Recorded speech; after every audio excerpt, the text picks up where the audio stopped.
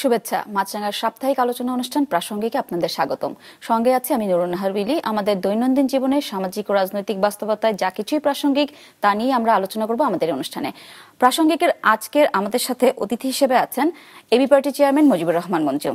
আপনাকে স্বাগতম। কেমন আছেন? ধন্যবাদ। আছি একটু রাজনৈতিকভাবে তো একটু খুব ঝামেলা যাচ্ছে, নানা রকমের, তার মধ্যে দিয়ে চলে যাচ্ছে। গত 3 মাস আসলে ঐক্যমত কমিশনে আমরা দেখেছি যে অন্যান্য রাজনৈতিক দলের সাথে আপনারাও ছিলেন, খুব অ্যাক্টিভ ছিলেন, তো অনেক গুরুত্বপূর্ণ মতামত দিয়েছেন। তো এত আলোচনার পরেও মৌলিক কিছু বিষয়ে মতবিরোধ রয়েই গেছে। তবে কি জুলাই সনদের আসলে ভবিষ্যৎটা কেমন দেখতে পাচ্ছেন? মতবিরোধ দূর করার জন্যই তো ঐক্যমত্য কমিশন, আর এক একটা রাজনৈতিক দলের তো নানা মত থাকবেই।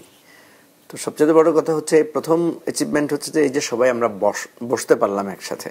কারণ একটা সময় তো ছিল যে সবাই শর্ত দিত, এর সাথে আমি বসবো না, ওর সাথে আমি বসবো না। তো এখানে ইউনিক দিক যেটা, সেটা হচ্ছে সবাই নানা মত পথের লোকেরা একসাথে বসেছে। দ্বিতীয় হচ্ছে যে সবাই সবার মতটা তুলে ধরতে পারছে, এবং ঐকমত্য কমিশন এক ধরনের এখানে রেফারির ভূমিকা পালন করছে, বা কখনো কখনো একটা প্রস্তাব দিচ্ছে, আবার সেটাকে রিভিউ করছে, আবার নানাভাবে আলোচনা করে চেষ্টা করছে একটা ঐকমত্যে পৌঁছানোর জন্য। তো 84টা বিষয়ে কিন্তু ঐকমত্য কম বেশি হয়েছে। অনেকগুলোর ভিতরে নোট অফ ডিসেন্ট আছে 8-9টার মধ্যে। তো এটা কিন্তু একটা বড় সফলতা। সবচেয়ে বড় কথা হচ্ছে যে পরস্পর কাদা ছোড়াছুড়ির জায়গা থেকে বেরিয়ে এসে নিজেরা নিজেরা যে আলোচনা করছে, এবং একটা জায়গায় এসে সবাই যে যার ওপিনিয়ন, যুক্তি, তর্ক তুলে ধরছে, সে দুটো লাভ হচ্ছে। একটা হচ্ছে পলিটিক্যাল পার্টিগুলোও কিন্তু এনলাইটেন হচ্ছে নানা যুক্তি তর্কের মধ্য দিয়ে, একে অপরের কাছাকাছি আসতে পারছে। আর তৃতীয় হচ্ছে যে এক ধরনের স্যাক্রিফাইসের টেন্ডেন্সিও গ্রো করছে। তো এটা আমি আশাবাদী যে আশা করি জুলাই সনদটা শেষ পর্যন্ত এটা একটা বাস্তবায়নের রূপের দিকে যাবে। নোট অফ ডিসেন্ট সহ তো অনেক বিষয়ে আসলে আলোচনা শেষ হলো, সনদের আলোচনা শেষ হলো, কিন্তু বাস্তবায়নের আলোচনা তো এগুলো না। সংকটটা আসলে কোথায়? হ্যাঁ, বাস্তবায়নের আলোচনায় প্রধান দুটো বাধা ছিল। প্রথমত বিএনপি বলেছিল যে এটা আমরা পার্লামেন্টে বাস্তবায়ন করব। আমাদের দেশের মানুষের সাধারণ একটা ধারণা যে সব সিদ্ধান্ত তো চূড়ান্তভাবে অথরিটি হচ্ছে পার্লামেন্ট। আসলে এই জায়গাটা অনেকের ভুল ধারণা আছে। পার্লামেন্ট কিসের জন্য অথরিটি? পার্লামেন্ট অথরিটি হচ্ছে আপনার আইন প্রণয়নের ক্ষেত্রে, কখনো কখনো সংবিধান সংশোধনের ক্ষেত্রে। কিন্তু সংবিধানের যদি ম্যাসিভ চেঞ্জ আনতে হয়, এটা কিন্তু পার্লামেন্টের এখতিয়ার নাই। যেমন ধরেন পার্লামেন্টের কিছু নির্দিষ্ট ধারা বা নির্দিষ্ট অনুচ্ছেদ আছে যেগুলো কিন্তু পার্লামেন্ট নিজেও এগুলো সংশোধন করতে পারে না। যার কারণে আপনি দেখবেন কখনো কখনো পার্লামেন্ট যেটা সংশোধন করেছে সেটা কিন্তু আবার কোর্টে গিয়ে সেটা বাতিল হয়ে যায়। অনেক আমরা আসলে দেখেছি জনপ্রতিনিধিরা যাদেরকে আসলে সিলেক্ট করে তারাই পার্লামেন্টে যাবেন, ওই জায়গা থেকে পরিবর্তনগুলো আসে, ম্যান্ডেট নিয়ে যেহেতু তারা। এই ধারণাটা অনেকের মধ্যে আছে যে পার্লামেন্ট যেহেতু জনগণের ভোটে নির্বাচিত, সুতরাং এটা সার্বভৌম, তারা যা খুশি তা করতে পারে। আসলে কিন্তু তারা যা খুশি তা করতে পারে না। পার্লামেন্টের কিছু আমাদের সংবিধানের কিছু মৌলিক চরিত্র আছে, এটা কিন্তু পার্লামেন্ট বদলাতে পারে না। যার কারণে আপনি দেখবেন সংবিধানের মৌল নীতির বিরুদ্ধে গিয়ে যতগুলো সংশোধনী হয়েছে, যখনই আবার কোর্টে চ্যালেঞ্জ হয়েছে সেটা কিন্তু বাতিল হয়ে গেছে। কারণ আমাদের এখানে চেক অ্যান্ড ব্যালেন্স যেটা, সেটা হচ্ছে যে কোর্ট হচ্ছে সংবিধানের প্রধান ব্যাখ্যাদাতা। আমরা এখন যে এক্সারসাইজটা করেছি, এখানে কিন্তু সংবিধানের মৌলিক চরিত্র পরিবর্তনের কিছু কথা আছে সেখানে। যেমন সহজভাবে আমি যদি বলি, ধরেন দ্বিকক্ষ বিশিষ্ট পার্লামেন্ট, আমাদের সংবিধানে এক কক্ষ বিশিষ্ট পার্লামেন্টের কথা বলা আছে। সুতরাং আমরা যেহেতু এখানে দ্বিকক্ষ বিশিষ্ট পার্লামেন্টের কথা বলেছি, আপনারা কি মনে করছেন কিনা যে সংবিধান এখন যে পর্যায়ে আছে সেইখানে মৌলিক আসলে পরিবর্তন দরকার? হ্যাঁ, এটা তো আমরা তো একমত হয়েছি, বললাম তো আপনাকে। প্রায় এখানে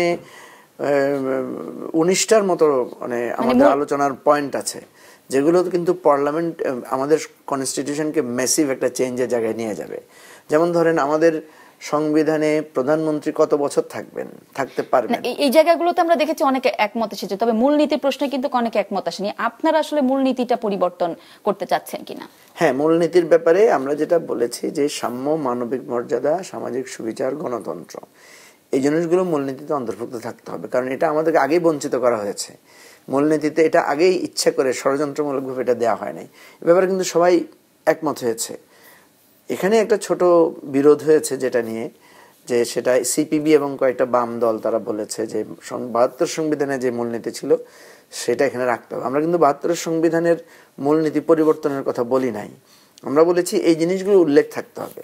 এবং এই জন্য আমাদের সবচেয়ে ভালো হতো যেটা এনসিপি প্রস্তাব করেছিল বা আমরা অনেকে এটাকে সাপোর্ট দিয়েছিলাম, সেটা হচ্ছে আমরা যদি একটা গণপরিষদ গঠন করতে পারতাম।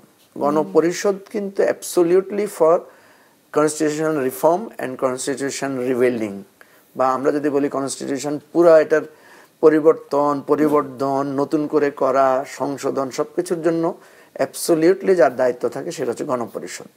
তো একটা হচ্ছে গণপরিষদ নির্বাচন আর একটা হচ্ছে সংসদ নির্বাচন।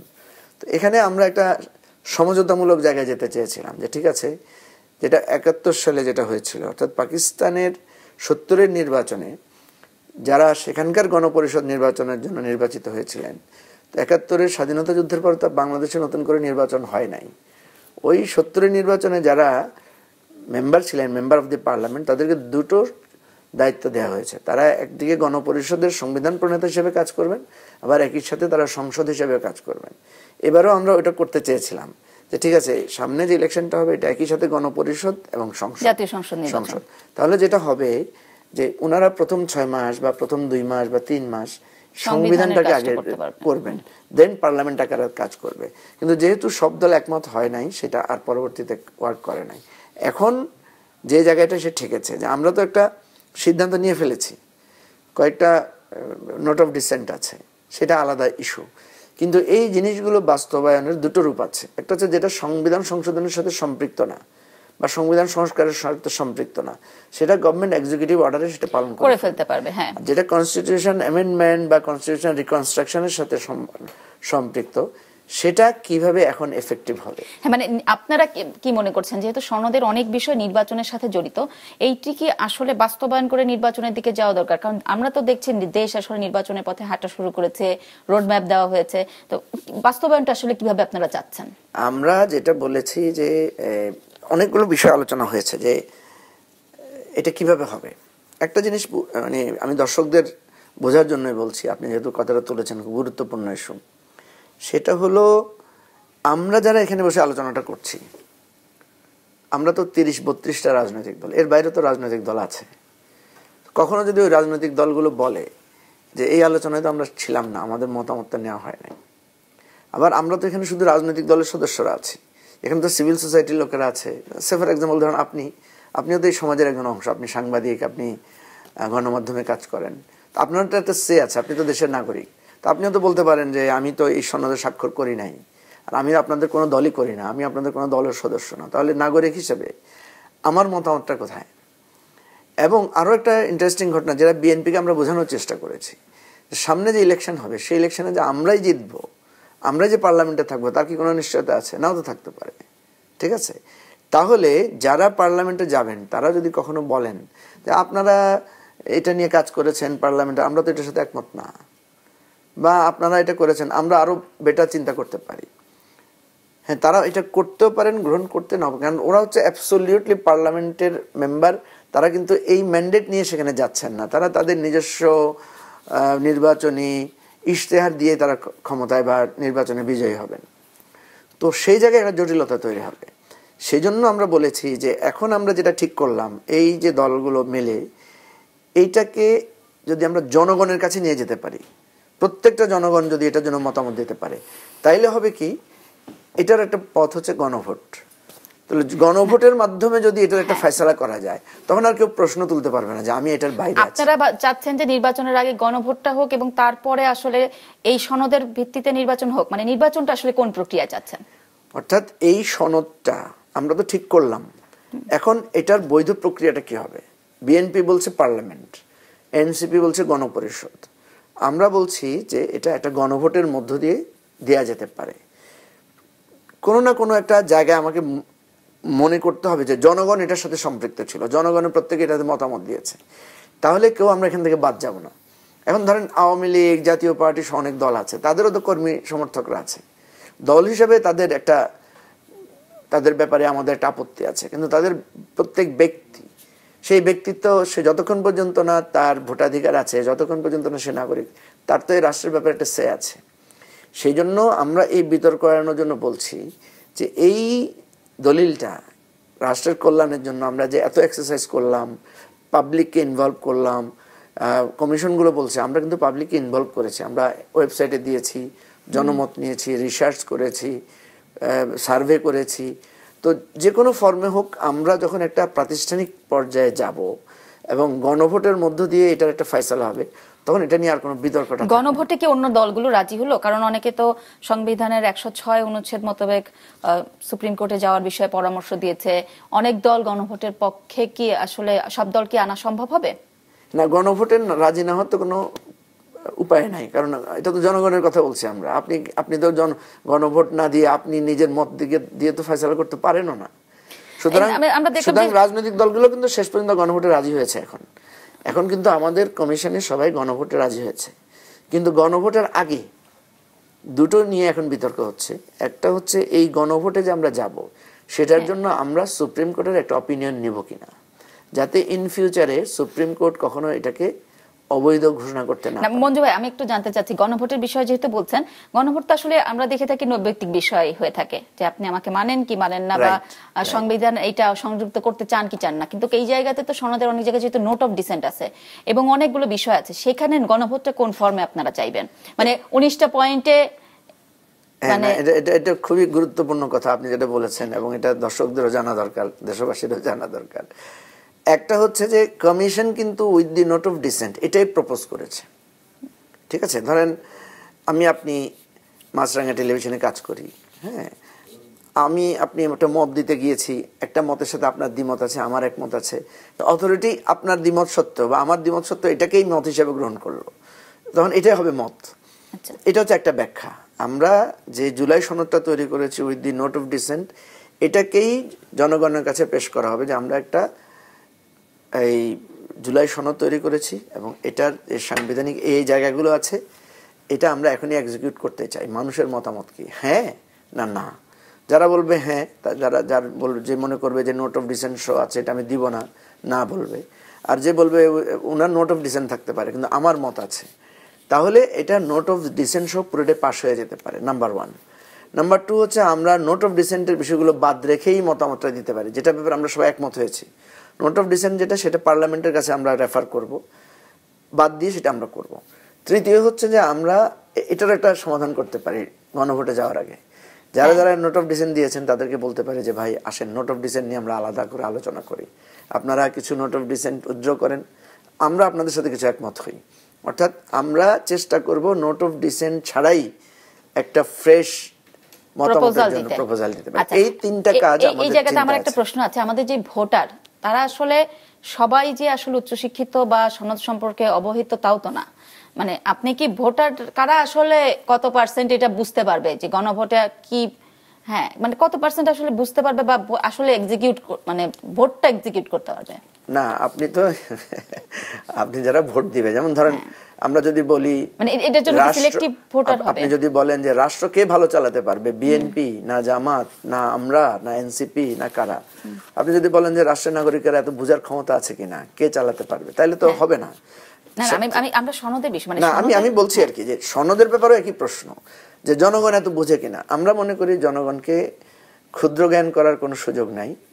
আমরা এই যে এত ডায়ালগ করছি, এত কথা বলছি, এত ডিসকাশন করছি, প্রত্যেকদিন টক শোতে এগুলো নিয়ে কথা বলছি, তাহলে যেই জনগণ রাষ্ট্র সম্পর্কে তার এই আগ্রহ জাগ্রত হবে না, যার ইচ্ছা হবে না যে আমি একটু শুনি, আমি মতামত দিব, কোনটাতে দিব, যখনই আপনি এই জিনিসটা হাজির করবেন, আমি একজন ভোটার হিসেবে, আমি একজন জনগণ হিসেবে আমার তো উচিত হবে দুইটা বিশ্লেষণ করে বুঝার। আমি না বুঝলে যিনি বুঝেন তার কাছ থেকে বুঝে নিব। অর্থাৎ আমি মতামত দেওয়ার আগে আমাকে একটা এনলাইটেন হইতে হবে। এখন আমরা রাজনৈতিক দল বা আমরা সুশীল সমাজ বলেন বা আপনারা যারা গণমাধ্যম লোক, আমরা কখনো জনগণকে বলতে পারি না জনগণ বুঝবে কিনা। আমাকে ধরে নিতে হবে জনগণ যেহেতু এই রাষ্ট্রের সে চলে, এই রাষ্ট্রের জন্য সে ট্যাক্স দেয়, এই রাষ্ট্র বিনির্মাণে সে ভোট দেয়, সে ভোটার, তাকে আমাকে ধরে নিতে হবে সে বুঝবে, সে জানবে। সে যদি বুঝতে না পারে তাকে বোঝানোর চেষ্টা করতে হবে। এরকম বুঝবে জানবে কত শতকরা, কত শতাংশ আমাদের ভোটারদের মধ্যে এরকম মনে করেন যে বুঝবে? আমি কখনোই জনগণকে আন্ডারমাইন করার পক্ষে না। আমার কথা হচ্ছে দুটো, একটা হচ্ছে আমাদের দায়িত্ব হচ্ছে জনগণকে বোঝানো। ধরেন আপনি একজন ভোটার, আমি বলবো যে ভাই আপনি এটা বোঝার চেষ্টা করেন, আমরা হ্যাঁ না ভোটে আপনি হ্যাঁ পক্ষে ভোট দেন। মানে আপনি আপনার জায়গা থেকে প্রচারণা আমরা আমাদের থেকে বলবো, আর আপনি ভোটারের জায়গা থেকে বলবেন যে না আমারও তো বুঝতে হবে। আপনি আমাকে বলবেন যে না, জিনিসটা আসলে সহজ করে জনগণের কাছে উপস্থাপন, জনগণের কাছে আমাদেরকে উপস্থাপন করতে হবে। জনগণের দায়িত্ব আছে, যেমন আমি আপনাকে যেরকম বুঝাবো সেটা আপনি বুঝলে হবে না, আপনি বলবেন যে না আপনার বুঝে হবে না, আমি আমার মতো করে বুঝতে চাই। অর্থাৎ এখানে বাইলেটারাল একটা এক্সচেঞ্জ লাভ, গভর্নমেন্টকেও বুঝাতে হবে লোকদেরকে, আমরা রাজনৈতিক দলগুলো বুঝাবো। সবচেয়ে বড় কথা হচ্ছে আমরা যারা রাজনৈতিক দল, আমরা যেহেতু এটার সাথে একমত হচ্ছি, তাহলে আমার দলের নেতা কর্মীরা তো নিশ্চয়ই এই নলেজে সে মানে বলা যায় যে সে মানে কনভিন্স হচ্ছে। তো সুতরাং একটা বিরাট অংশ তো এই পলিটিক্যাল প্রসেসের মধ্যে দিয়ে এনলাইটেন হয়ে যাচ্ছে। মাঝখানে কিন্তু একটা গুঞ্জন শুনেছি আমরা যে এবি পার্টি জামাতের সাথে পিআর আন্দোলনে একসাথে যুগপৎ আন্দোলন করবে, তো সরে আসলেন কিনা সেখান থেকে? না না, এটা আমি আপনাকে বলি, এটা একটা মিসলিডিং নিউজ হয়েছে পত্রিকায়। আমি একটু দেশের বাইরে ছিলাম 2 সপ্তাহের জন্য, তো আমাকে ঢাকা থেকেই একটা ফোন গেল আমার কাছে, একজন সিনিয়র জার্নালিস্ট বললো যে আপনারা এরকম যুগপৎ আন্দোলনে যাচ্ছেন কিনা। আমি বললাম যে না, এই ধরনের তথ্য তো আমি জানি না, এবং এটা মনে হয় না আপনারা ভুল শুনছেন হয়তো বা। অ্যাকচুয়ালি হয়েছে কি, আমরা যারা এই জুলাই সনদ, আমাদের একটা পোলারাইজেশন তো হয়েছে এই আপনার ঐকমত্য কমিশনে। আমরা যারা বলছি যে জুলাই সনদটা এখনই বাস্তবায়ন হতে হবে, তো তাদের মধ্যে তো একটা ধরেন আলোচনার মধ্যেই তো একটা ঐকমত্য তৈরি হয়েছে। তো আমরা কিন্তু আলাদা আলাদা করে বসেছি নানাভাবে, একে অপরের সাথে কনভারসেশন আমাদের হচ্ছে। যেমন এই যে পরশু দিনও কিন্তু আমরা আবার গণতন্ত্র মঞ্চ সহ অনেকগুলো 9টা দল আমরা বসেছি। তো তেমনিভাবে এনসিপির আহ্বানে জামাত সহ আরো কয়েকটা দল আমরা বসেছিলাম, যে আমাদের একটা উদ্দেশ্য ছিল যে জামাত এবং ইসলামী আন্দোলনকে এটা বোঝানো যে আপনারা যে নিম্ন কক্ষে আপনারা পিয়ারের ব্যাপারে সিরিয়াস আছেন, এটা আপনার কতটুকু, কেন, যুক্তিটা কি। সেখানে কিন্তু আমরা স্পষ্ট করে বলেছি আমরা কিন্তু নিম্ন কক্ষে পিয়ার এই মুহূর্তে করার ব্যাপারটা বাস্তবতার কারণেই আমাদের কাছে এটা সায় দিচ্ছে না। আমরা কিন্তু পিয়ারের পক্ষে, কিন্তু এখনই এবারের নির্বাচনে এই নিম্ন কক্ষে পিয়ার হবে, এটাকে আমাদের কাছে কিছুটা যুক্তিসম্মত মনে হচ্ছে না। তো আমরা ওনাদের সাথে এটা ডায়লগ করেছি, কিন্তু উচ্চকক্ষে পিয়ারের ব্যাপারে আমরা খুবই স্ট্রিক্ট একটা পজিশন নিয়েছি সবাই মিলে। জামাতকে আমার কাছে মনে হয়েছে যে তারা উচ্চকক্ষে পিয়ার হলে তারা নিম্নকক্ষে পিয়ারের ব্যাপারেও তারা কিছুটা হয়তো তারা নমনীয় থাকবে। কিন্তু ইসলামী আন্দোলন বাংলাদেশকে আমরা দেখেছি তারা খুবই রিজিড, যে না উভয় কক্ষে তারা পিয়ার চায়, এবং উচ্চকক্ষে তো পিয়ার না হলে এটাকে তারা মনে করছে এটা কোনো কাজে লাগবে না। তারাও রাজপথেও নেমেছে আমরা দেখলাম। হ্যাঁ, এই যে আমাদের আলোচনাটা হয়েছে, সেই আলোচনার ভিত্তিতে ওনারা একটা অংশ ওনারা রাজপথে আন্দোলনের সিদ্ধান্ত নিয়েছেন, কিন্তু এনসিপি, এবি পার্টি, গণ অধিকার পরিষদ আমরা কিন্তু এই রাজপথে আন্দোলনের সিদ্ধান্ত নেই। ওনারা অনুরোধ করেছিলেন আমাদেরকে যে আমরা আন্দোলনে নামছি, আপনারাও নামেন। আমরা যেটা মনে করেছি, বা আমরা বলতে আমি এবি পার্টিকে মিন করছি, আমরা যেটা মনে করেছি যে আমরা যেহেতু ডায়ালগের মধ্যে আছি এবং রাজপথে যদি আমরা আন্দোলনে নেমে যাই, রাজপথে আন্দোলনও কিন্তু একটা কৌশল। জামাত রাজপথে আন্দোলন নেমেছে, ইসলামী আন্দোলন রাজপথে নেমেছে, মানে যে ভুল করেছে আমরা সেটা বলছি না। আমরা বলছি ধরেন আজকে আমি রাজপথে নেমে গেলাম, আমার বিরাট কর্মী বাহিনী আছে, কালকে আপনিও তো নামতে পারেন একই কাউন্টারে, তখন কি হয়? তখন কি আপনি মনে করছেন নির্বাচনটা মানে একটা আশঙ্কায় পড়তে পারে? আমরা এই জন্য বিএনপিকে অনুরোধ করেছি যে আপনারা আবার পাল্টা বিএনপিও কিন্তু একটা পাল্টা কর্মসূচি, বিএনপিকে আমরা অনুরোধ করেছি আপনার পাল্টা কর্মসূচিতে যায়েন না, কারণ বিএনপি সবসময় মনে করছে এটার পেছনে একটা ষড়যন্ত্র আছে। তো বিএনপিকে আমরা অনুরোধ করছি যে যদি আপনিও নেমে যান তাহলে তো ষড়যন্ত্রের সাথে সহযোগিতা হয়ে যাবে, যদি আপনারা রিয়েলি ষড়যন্ত্র মনে করেন। কিন্তু আমরা আসলে এখানে ষড়যন্ত্র মনে করি না। আমরা মনে করি রাজনৈতিক দলগুলোও তো নানা কৌশলে তার কাজ করবে। জামাত হয়তো বা আপনার ইসলামী আন্দোলন বাংলাদেশ, এই যে আপনি বিএনপির যে অনুরোধ করেছেন যে আপনারা রাজপথে নেমেন না, জামাতের রাজপথে নামার পরে, তো আগে কি জামাতকে এই অনুরোধটা করেছিলেন কিনা? না, জামাতে রাজপথে নামছে বা নামবে সেটা তো আমাদের সাথে পরামর্শের বিষয় না। জামাত চেয়েছে তারা রাজপথে আন্দোলন করবে, আমরা তো বলতে পারি না। আমরা পাল্টাপাল্টিটা নিষেধ করছি। পাল্টাপাল্টিটা করলে হবে কি, ধরেন জামাত 10 লাখ লোক নিয়ে সমাবেশ করলো, বিএনপি 15 লাখ নিয়ে করলো, এরপরে জামাত আবার 20 লাখ নিয়ে করলো। কারণ আমাদের রাষ্ট্রে তো এই জনসমাগম নিয়ে পরিবর্তন হয় নাই। আপনার মনে থাকার কথা, ফ্যাসিবাদ বিরোধী আন্দোলনে কিন্তু জামাত, বিএনপি বিশাল বিশাল সমাবেশ করেছিল, এবং সেই সমাবেশ কিন্তু আওয়ামী লীগ মানে গুলি করে, পুলিশ লেলিয়ে দিয়ে কিন্তু অনেক আন্দোলনকে তারা দমন করেছে। কিন্তু সেটার কাউন্টার আমরা কিন্তু আন্দোলন গড়ে তুলতে পারি নাই, যেটা আমরা সফল হয়েছে জুলাইতে এসে। এবং এটাতে রাজনৈতিক দলগুলোর সবচেয়ে বড় অ্যাচিভমেন্ট হচ্ছে যে সাধারণ পিপল সামনে ছিল, আমরা পেছনে ছিলাম, সাধারণ জনগণ এখানে নেমে এসেছে। তো এই আন্দোলনগুলোতে কিন্তু সাধারণ জনগণ নাই। পিয়ারের আন্দোলনে আপনি দেখবেন অ্যাবসলিউটলি পলিটিক্যাল পার্টির লোকেরা, বা বিএনপিও যদি এখন এটার কাউন্টার কোন আন্দোলনে নামে, এখানে অ্যাবসলিউটলি তাদের বলতে চাচ্ছেন যে যদি পাল্টা আন্দোলন নামে তাহলে পরিস্থিতি আসলে একটু অশান্ত হবে। তো সেক্ষেত্রে আপনার জামাতকেও একই ধরনের পরামর্শ এখন দিবেন কিনা যে আন্দোলন না করতে? আমরা তো অলরেডি একটা উদ্যোগ নিয়েছি, দুই পক্ষের সাথে আমরা কথা বলছি। আমাদের কাছে মনে হয়েছে যে তারা সবাই নমনীয় আছেন, এবং জামাতের সাথে কথা বলে আমরা যেটা বুঝেছি যে জামাত এ ধরনের কোনো ষড়যন্ত্র বা কোনো শক্তি প্রদর্শনের জন্য এটা করছে না। জামাত মনে করছে যে পিআর এর ইস্যুটা যেহেতু পিপল জানে না, এই সুযোগে তারা একটু জনগণকেও সম্পৃক্ত করতে চায়। এটা কি এক ধরনের নির্বাচনী প্রচারণাও কিনা? হতেও পারে, এটা একটা দলের একটা কৌশল থাকবেই। আচ্ছা, এই যে আপনারা বলছেন আমরা আলোচনা করছি, কারা কারা মিলে আসলে এই দলগুলোর সাথে আলোচনা করছেন? আমরা বেসিক্যালি ওই দিন আমরা পরশুদিন আমরা একটু বসেছিলাম, সেটা হচ্ছে 9টা দল আমরা একসাথে বসেছি। গণতন্ত্র মঞ্চের 6টা দল, আর এনসিপি, এবি পার্টি এবং গণ অধিকার পরিষদ, এই 9টা দল মিলে বসেছি। বসে আমরা একটা পজিশন নিয়েছি। সেই পজিশনটা হয়েছে যে যতটুকুই হচ্ছে আমরা সংস্কারের সর্বোচ্চ যতটুকু সম্ভব ততটুকু নিয়েই আমরা এক ধরনের ফ্লেক্সিবল মুডে একটা নেগোসিয়েট করার চেষ্টা করব, যাতে বিএনপি এবং জামাত কাছাকাছি এসে আমরা এই জুলাই সনদটাকে এখনই বাস্তবায়ন করে ফেব্রুয়ারিতে যাতে নির্বাচনটা নিশ্চিত করা যায়। আচ্ছা, একটা গুঞ্জন আছে যে এবি পার্টি, অন্যান্য দল যেমন এনসিপি, গণ অধিকার পরিষদ, গণসংহতি আন্দোলন একটি জোট করতে যাচ্ছে, অথবা সব দল মিলে একটা একীভূত একটি নতুন দল করতে যাচ্ছে, এরকম কোন গুঞ্জনের আসলে কতখানি সত্যতা আছে? এরকম গুঞ্জনও আছে, আবার এরকম কারো কারো মধ্যে এই ধরনের আকাঙ্ক্ষাও আছে। ঠিক আছে, দেখেন এটা তো থাকতেই পারে। জামাত যেরকম একটা জোট করার চেষ্টা করছে, বিএনপি যেরকম বলছে যে আমরা জাতীয় সরকার করব বলে, তো সে তো একটা জোটের প্রচ্ছন্ন একটা ইঙ্গিত দিয়েছে। আমরা যেটা মনে করি, মানে আমাদের ব্যক্তিগত জায়গা থেকে আমরা দেখছি বিএনপি এবং জামাতের মধ্যে আমরা এক ধরনের প্রাচীন মানে অবস্থানটা আমরা লক্ষ্য করছি। পুরনো রাজনীতির একটা আবহ এখনো তাদের মধ্যে আছে। তারা যদিও বলছে তারা সংস্কার চায়, তারা যদিও বলছে তারা সংস্কার করবে, কিন্তু বিএনপি জামাত যেভাবে বিতর্কে জড়িয়ে গেছে, একে অপরকে হেয় করে কথা বলছে এবং একে অপরের পুরনো কাসন্দি নিয়ে একে অপরকে মানে ট্যাগিং করছে, তো এই জায়গাটাতে আমরা কিছুটা দুঃখ পেয়েছি। আমরা মনে করছি যে আমাদের মধ্যে ঝগড়া করার সময় আমরা অনেক পাবো।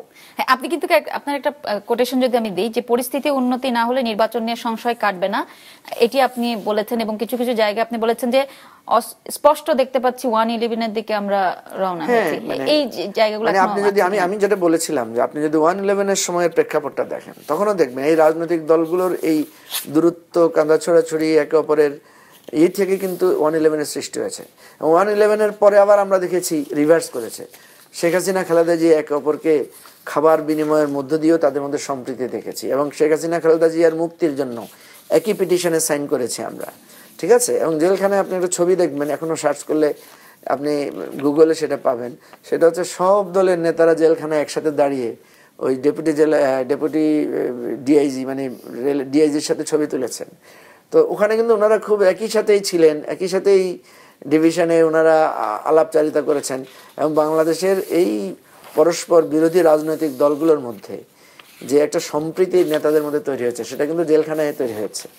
এবং এমনও হয়েছে যে তাদের মধ্যে মানে আপনারা চাচ্ছেন যে এখন আসলে দলগুলোর মধ্যে এরকম সম্প্রীতি থাকুক, যাতে নির্বাচন আমরা চাচ্ছি সম্প্রীতিটা দেশের স্বার্থে, অর্থাৎ আমরা যে একটা নতুন রাজনীতির উন্মেষ চাচ্ছি। দেখেন, এটা কিন্তু নতুন রাজনীতির পরিবেশ অলরেডি চলে এসেছে। এই যে মানে আপনার আমি দেখলাম সিপিবির লোকদের সাথে জামাতের লোকেরা একসাথে বসে চা খাচ্ছে। আমি দেখলাম জামাতের লোকদের সাথে বিএনপির, এনসিপির বা অন্যান্য, ইভেন ধরেন জামাতও আমাদেরকে অনেক শত্রু জ্ঞান করেছে। আমরা যখন নতুন দল করেছি সেখানে আমরা দেখেছি না, জামাতের লোকেরা আমাদের সাথে খুব সহাস্যে কথা বলছে, আমরাও তাদের সাথে কথা বলেছি। তো এই জায়গাটা তো আপনার অলরেডি শুরু করেছি আমরা, যে আমাদের মধ্যে রাজনৈতিক মতপার্থক্য থাকবে, আমরা আমাদের যার যার আদর্শ প্রচার করব, রাজনৈতিক কৌশলে অবলম্বন করব, কিন্তু একসাথে বসে রাষ্ট্রের জন্য আমরা কাজ করব।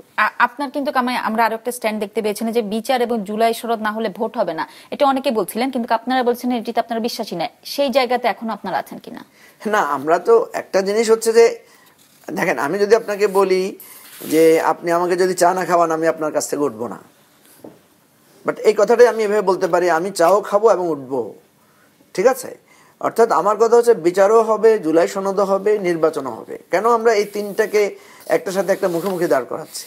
এবং এটা তো অসম্ভব কথা। বিচারের প্রক্রিয়া তো একটা প্রক্রিয়ার মধ্যে দিয়ে চলবে। বিচারকে তো আপনি মানে বাইন্ডিং করে দিতে পারেন না।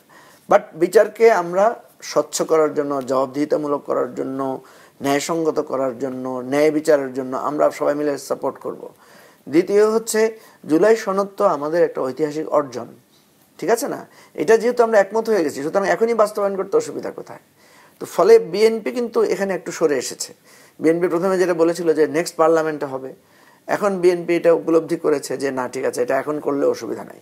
আর সবচেয়ে বড় কথা হচ্ছে জনগণ তো আমাদেরকে দেখছে, তাই না? জনগণ যদি দেখে যে কেউ জুলাই সনদ, যেমন বিএনপিকে আমরা অনেকবার বলেছি যে আপনারা সংস্কার চান, কিন্তু সংস্কারের আলোচনায় গেলে আপনারাই তো প্রথম নোট অফ ডিসেন্ট দেন। তাইলে এটা পিপল কি খেয়াল করছে না? মানুষ তো এটা ধরবে। যেমন ধরেন 31 দফায় বিএনপি বলেছে যে পরপর দুইবার কেউ প্রধানমন্ত্রী হতে পারবে না। আর পরপর দুইবার হতে পারবে না মানে তারা আবার এই জায়গাটা একটু ফ্লেক্সিবল, তারা আবার পরে এসে বললো যে পরের পরে একবার বিরতি দিয়ে করতে পারবে। আমরা বললাম যে না, আপনি এটাতে স্থির থাকেন। কেন থাকেন? আমরা তো বিএনপির শত্রু না, কারণ আর বিএনপি যে ক্ষমতায় যাবে তার নিশ্চয়তা কি? আমরা তো চাচ্ছি এমন ভাবে এটাকে করা। এটা কিন্তু কখনো কখনো বিএনপি বলছে এটা মানবাধিকারের লঙ্ঘন হবে, এই হবে, সে হবে, হতেই তো পারে। আমাদের এটা পৃথিবীর কোথাও নাই, পৃথিবীর কোথাও তো আপনার এই তত্ত্বাবধায়ক সরকার ব্যবস্থাও নাই, আমাদের এখানে আছে না? তো এইটা যুক্তি তুলতে লাভ নাই। তো সেজন্য আমরা বলছি যে বিএনপি নিজেকে সংস্কারের দাবি করে যে আমরা 31 দফা প্রবর্তন করেছি, কিন্তু যখন এক্সিকিউটিভ লেভেলে আমরা আলোচনা করি তখনই ওনাদের মনের মধ্যে জাগ্রত হয় ওনারাই তো ক্ষমতায় যাবেন, ওনাদের ক্ষমতা কোনো আমরা কাটিল করে ফেলছি কিনা, এই মনোভাবটা ওনাদের মধ্যে কাজ করে। আচ্ছা দেখেন, এটা থেকে যদি ওনারা মুক্ত হয়ে রাষ্ট্রটাকে সামনে রেখে দেখেন, তাহলে তো এখানে আর কোনো বাধা থাকার কথা না। আপনি গতকাল একটি কথা বলেছেন যে ফেব্রুয়ারিতে নির্বাচনে যে অনিশ্চয়তা সেটা দূর করতে জামাত বিএনপিকে একসাথে জোটবদ্ধ হয়ে নির্বাচন করার পরামর্শ ছিল আপনার। তো বর্তমান বাস্তবতা এটি আসলে সম্ভব কিনা? দেখেন, বাস্তবতা, আপনি যদি বাস্তবতাকে ভাবেন, অতীত বাস্তবতায় তো এটা সম্ভব হয়েছিল। বিএনপি জামাত তো তারা দীর্ঘদিনের মিত্র। ইভেন এখনো আপনি দেখবেন কোথাও কোথাও বিএনপি জামাত একসাথে মুভ করছে। আপনি যদি প্রেস ক্লাবে যান, আপনি যদি ডিইউজে, বিএফইউজে, আইনজীবী সমিতি, বিভিন্ন জায়গায় ইলেকশন হয়, বিএনপি জামাত তো সেখানে একসাথে ইলেকশন করছে। বিশ্ববিদ্যালয়গুলো শিক্ষক সমিতির নির্বাচনে বিএনপি জামাত এখনো একই প্যানেলে একই সাথে আছে। আপনি দেখেন বিভিন্ন ইউনিভার্সিটিতে ভিপি, আপনার ভিসি যদি জামাতপন্থী হয়, প্রভিসি দেখবেন জামাত বিএনপি পন্থী। সহাবস্থান আছে তো, এবং সেটা আছে বলে তো কিন্তু ভালো হচ্ছে। তাহলে জাতীয় নির্বাচনে এটাকে আমি অবাক হয়ে যাচ্ছি। আমার এটাকে নিয়ে অনেকে আমাকে খুব ট্রল করছে, অনেকে এটা নিয়ে হাসাহাসি করছে। আমি খুব অবাক হই যে দেশের জন্য যাদের বিন্দুমাত্র ভাবনা নাই। আপনি দেখেন, আপনারা কয়দিন আগে একসাথে ছিলেন, এখন একটু ক্ষমতা পেয়েছেন বলে আপনাদের মধ্যে এত অহংকার, এত আপনারা একে অপরকে হেয় জ্ঞান করছেন। আবার কালকে যদি আবার বিপদে পড়েন আবার তো একসাথে হবেন, তাই না? তো এখন আমি এই জন্য বলছি, ঠিক আছে, আপনারা বাবারা, আপনারা যেহেতু বেশি ঝগড়া করছেন, বেশি পাওয়ারফুল, আপনারা একসাথে থাকেন।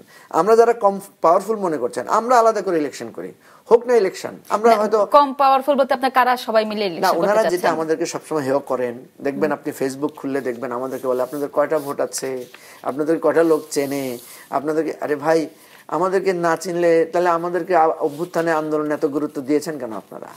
আমরা যখন একটা কথা বলি এত চেতেন কেন আমাদের কথায়? আমরা আমাদের কিছুই না, তারপর চেতেন কেন আপনারা?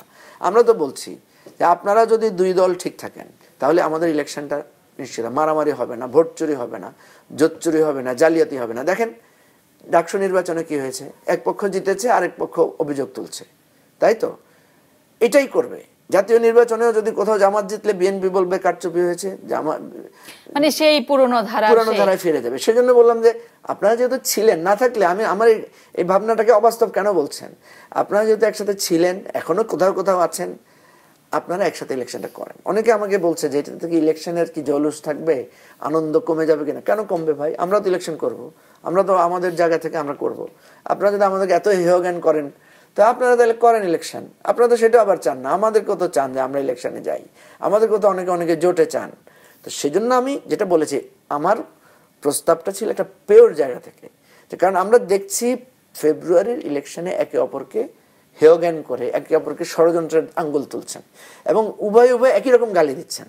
বিএনপি কিছু বললে জামাত বলতেছে এরা স্বৈরাচারের সাথে হাত মিলাচ্ছে, এরা ভারতের ট্যাবলেট খেয়ে ভারতের জায়গায় চলে যাচ্ছে। আবার বিএনপি বলছে যে পিআর টিআর এগুলো আসলে ভারতের প্রেসক্রিপশন। মানে একেবারেই পুরানো জিনের কথা। অথচ আপনারা এই দুই দলই কিন্তু ভারতীয় আধিপত্যবাদের বিরুদ্ধে লড়াই করেছে। এই দুই দলকেই কিন্তু ভারত একটা শত্রু হিসেবে দেখে। তো এই জায়গাটা আমি খুব কষ্ট পাই যখন দেখি যে ঘুরে ফিরে আবার সবাই ওই একই বৃত্তের মধ্যে ঢুকে। সেই জন্য বৃত্ত ভাঙার জন্য বলছে, পৃথিবীতে কিন্তু হয়েছে। আপনি আজকে দেখেন, আজকে না কালকে আমি একটা ছবি দেখলাম যে ট্রাম্প এবং মানে Chinese prime minister Xi Jinping একসাথে দাঁড়িয়ে ছবি তুলেছে এবং তারা বলছে চায়নার সাথে কিভাবে দূরত্ব কমানো যায়। তো আমরা সেদিনও দেখলাম যে মানে আমেরিকার সাথে রাশিয়ার ডায়ালগ হচ্ছে। আজকে যে ইউরোপিয়ান ইউনিয়ন গঠিত হয়েছে একটা বিশ্বযুদ্ধের পরে, তাদের মধ্যে তো একটা সিরিয়াস ক্ল্যাশ ছিল, তারা একসাথে হয়েছে না। তো আপনার বিএনপি জামাত তো সেরকম হয় নাই, হয়েছেন, আপনারা যুদ্ধ করেছিলেন 91 সালে, পরে নিজেরা মারামারি করে আবার তো এক হয়েছেন, এক মার্কা ইলেকশন করেছেন। এবং আমি আজকে ছবি দেখাতে পারবো, খালেদা জিয়া বিভিন্ন জনসভায় গিয়ে দাড়ি পাল্লা তুলে বলেছেন এই দাড়ি পাল্লা আমাদের। আপনি চাচ্ছেন যে ওই সম্প্রীতিটা এই নির্বাচনে দেখানো? এই নির্বাচনে জরুরি। কেন জরুরি আমি আপনাকে বলি। আমরা কিন্তু অনেকে বলছি যে আমরা এই পাই নাই সেই পাই নাই। এই ধরনের গণ অভ্যুত্থানের পরে পৃথিবীর বহু দেশে গৃহযুদ্ধ হয়েছে, পৃথিবীর বহু দেশে মানে চিরস্থায়ী সংকট তৈরি হয়েছে। আমাদের হয় নাই বলে আমরা সেটা বুঝতে পারছি না। তো এবারের নির্বাচন যদি ফেল করি, নির্বাচন নিয়ে যদি কোনো সমস্যা হয়, আমরা কিন্তু গৃহযুদ্ধের দিকে যেতেও পারি। কেন আপনাকে বলছি? কারণ এই নির্বাচনে আওয়ামী লীগ একটা শক্তিশালী রোল প্লে করবে। সে যেভাবে হোক, ষড়যন্ত্র করে হোক, নানা ছলচাতুরের মধ্য দিয়ে হোক, নানাভাবে করবে।